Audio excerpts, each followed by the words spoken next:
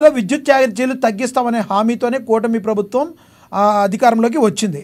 ఇప్పుడు డెస్కంలు బాగా లాసుల్లో ఉన్నారని చెప్పి ఇప్పుడు ప్రజల మీద భారం మోపడాన్ని ఎలా చూడాలి? అంటే మనము మధుకర్ గారు మాట్లాడారు ఇంతకుముందు.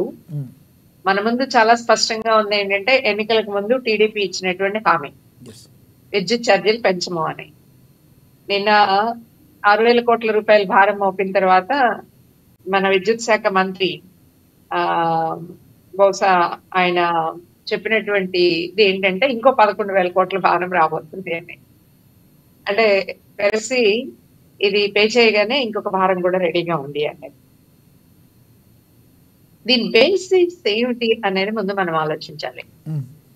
ప్రజలు ఎదురుగ్గా కనిపిస్తున్నటువంటి జగన్ చాలా భారాలు మోపాడు కాబట్టి ఎవరినైతే తిరస్కరించారో, మనందరికీ తెలుసు కదా, చంద్రబాబు నాయుడు ఎన్నుకున్న చంద్రబాబు నాయుడు తిరస్కరించారు, తిరస్కరించి జగన్ ఎన్నుకున్నారు, జగన్ కూడా తిరస్కరించి మళ్ళీ బాబుని ఎన్నుకున్నారు. ఉన్నంతలో బాబు మీద సంపూర్ణమైనటువంటి నమ్మకం అని కాదు, ఆల్టర్నేటివ్ ఏంటి?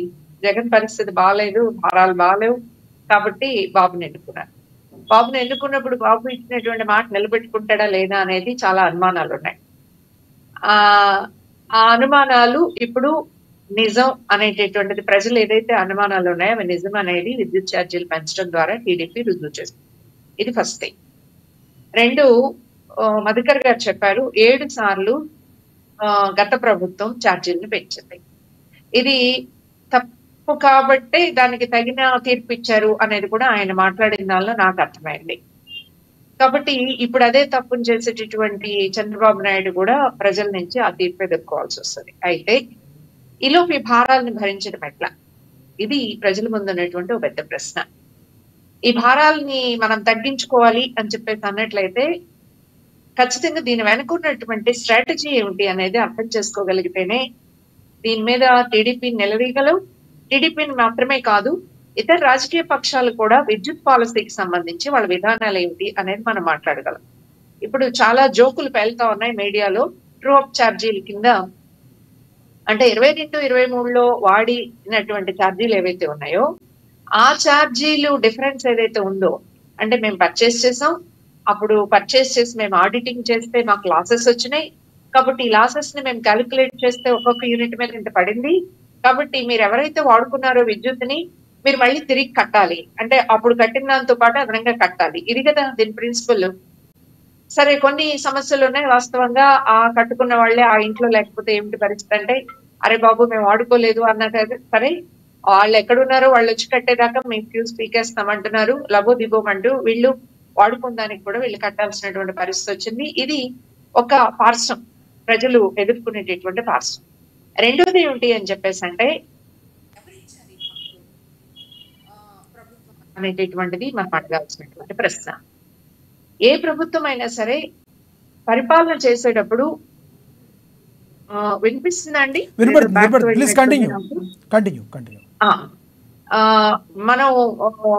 మనం చూడాల్సి వస్తే ఏమిటి అంటే, ఖచ్చితంగా ప్రభుత్వం ఒక పాలసీని అనౌన్స్ చేసి మీ వాయిస్ బ్రేక్ అవుతుంది, అక్కడ సిగ్నల్ సరిగ్గా లేదా రమాదేవి గారు? నాకు వేరే కాల్ వస్తుందండి, ఆ కాల్ బ్రేక్ అవుతుంది, అది problem. Okay, so call cut చేస్తున్నాను. సో దీనిలో బేసిక్ అంశం నేను మళ్ళీ మిస్ అవుతానేమో, ముందు చెప్పాల్సిన అవసరం ఉంది. మధుకర్ గారు కానీ ఇతరులు ఈ ప్యానెల్లో పాల్గొంటున్నటువంటి వాళ్ళు కానీ అందరం సీరియస్ గా ఆలోచించాల్సింది ఏమిటి అంటే, మనకి ఆంధ్ర రాష్ట్రం ఒక్కటే ఈ విద్యుత్ పాలసీని ఫ్రేమ్ చేయట్లేదు. ఆల్ ఇండియా లెవెల్లోనే విద్యుత్ సంబంధించినటువంటి పాలసీస్ ఫ్రేమ్ చేయబడుతున్నాయి. మనం ఎప్పుడైతే 2000 మీకు గుర్తుండుంటే 2000 నాడే విద్యుత్ సంస్కరణలకి ఆంధ్ర రాష్ట్రం శ్రీకారం చుట్టింది. ఆ తర్వాత సెంట్రల్ గవర్నమెంట్ ఈ విద్యుత్ సంస్కరణలకు పూనుకుంది. మన ఆల్ ఇండియా చేసినటువంటి ఒక యాక్ట్, పవర్ సెక్టార్ కి సంబంధించినటువంటి యాక్ట్ లో ఒక చిన్న వాక్యం చదివి వినిపిస్తాను.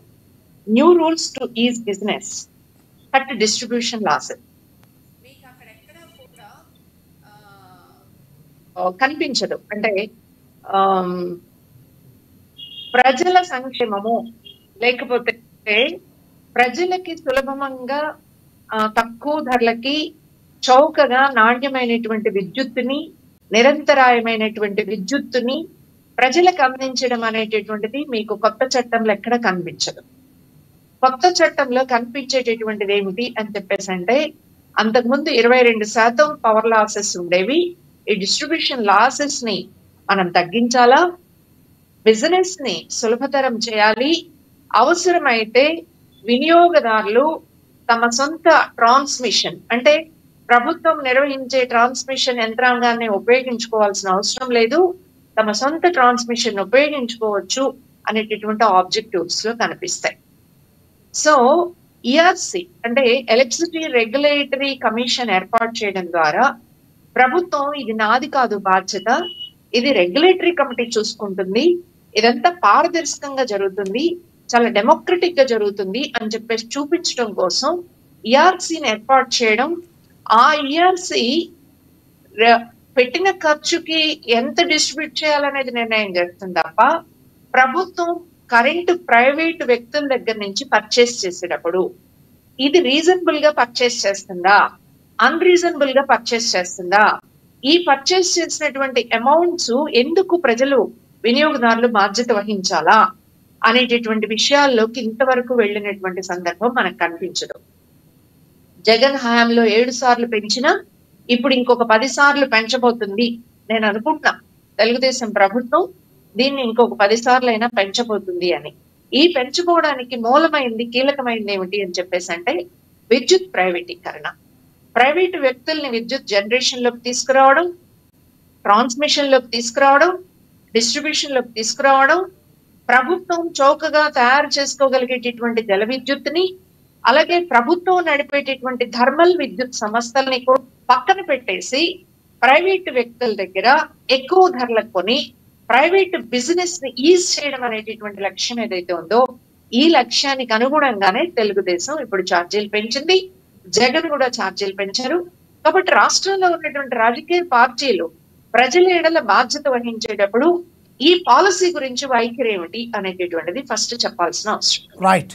రెండోది ఏమిటి అని చెప్పేసి అంటే ఎలక్ట్రిసిటీ ఛార్జెస్ మీరు అదనంగా పర్చేస్ చేసేటప్పుడు ప్రభుత్వం ఎక్కువ రేటు పెట్టి కొనాల్సి వచ్చినప్పుడు ఆ ఎక్కువ రేటు భరించగలిగేటటువంటి ఇండస్ట్రీసా లేకపోతే అత్యవసరమైనటువంటి సంస్థలు ఏవైతే ఉన్నాయా వాళ్ళతో సంప్రదించుకొని వాళ్ళు పర్చేస్ చేసేదానికి అవకాశం కల్పించడానికి భిన్నంగా ప్రభుత్వమే భారం పెట్టుకొని ఆ భారాన్ని ప్రజల మీద పెట్టడం అనేది ఇప్పటికైనా మానుకోవాలా అనేటటువంటిది మనం డిమాండ్ చేయాల్సినటువంటి అవసరం ఉంది.